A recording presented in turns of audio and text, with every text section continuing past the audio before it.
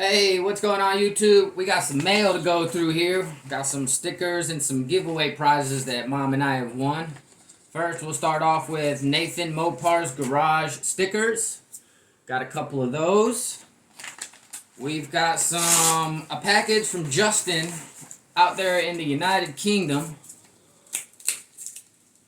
This had to go through customs, international shipping. I should have... Come on, man, Justin, why'd you package this thing like this? You crazy animal. It's a box in a box. Probably in another box. Okay, Justin. I hope this is worth the wait.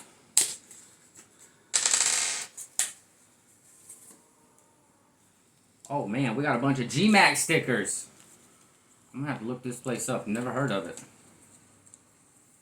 Alright. And a socket set Mom won from BRG. I don't know how we keep winning things from that guy. And the big one, I won.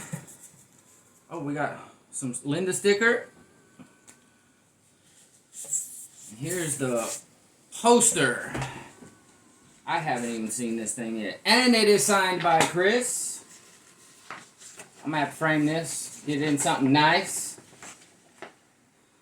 Whew, that's actually a beautiful picture of Linda. Not gonna lie.